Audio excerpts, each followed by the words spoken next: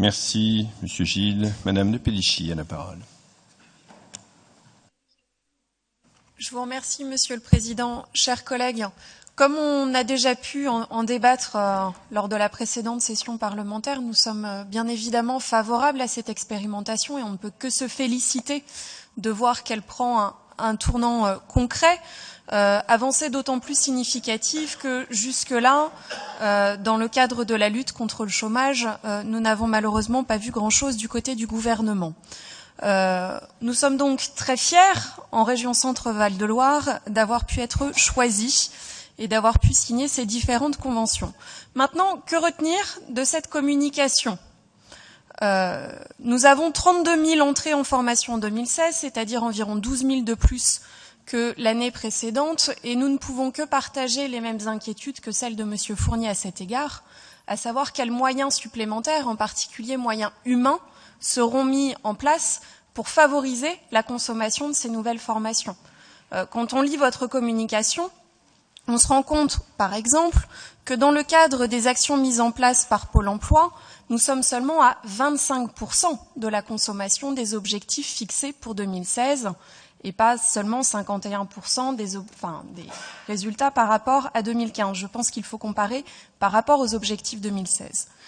Par rapport à la question du choix des formations, on ne peut que se féliciter de l'augmentation du fonds réactif, de la concertation mise en place avec les entreprises, les branches professionnelles et les partenaires sociaux. On aurait presque envie de dire « enfin ».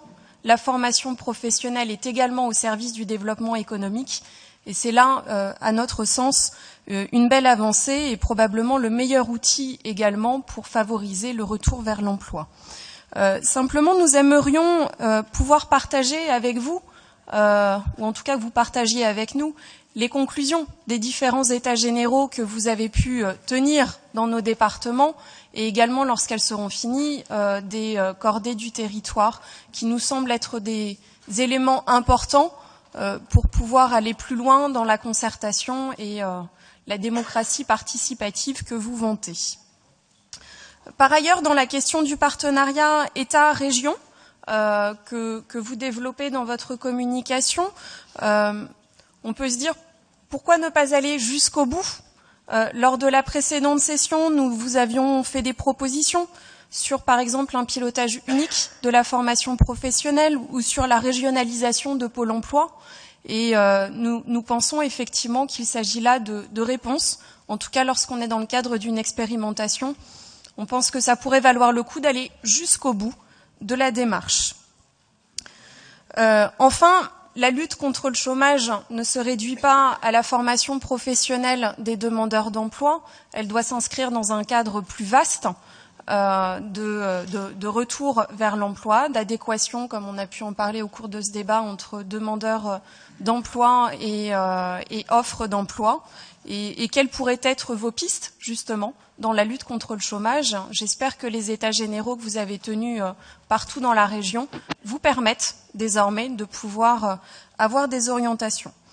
Comme l'a dit notre président de groupe, nous aurions des propositions, en l'occurrence 2 propositions très concrètes visant à rapprocher employeurs et demandeurs d'emploi à vous soumettre et à inscrire au rapport. Je ne vais peut-être pas vous les lire, étant donné que je dépasse largement mon temps de parole, mais j'aimerais que nous insistions sur la nécessité réelle de rapprocher employeurs et demandeurs d'emploi.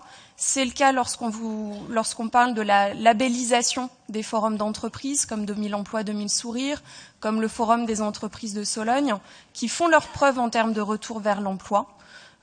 Et c'est le cas également lorsqu'on parle d'application numérique. On se met à l'ère de notre temps. Et ça marche en particulier, puisqu'on peut le voir dans des communes, enfin dans des territoires de Sologne, qui sont des territoires pourtant ruraux, auxquels on ne pense pas nécessairement tout de suite sur la géolocalisation et le numérique. Donc on vous demande de pouvoir ajouter ces 2 propositions à votre communication. Je vous remercie.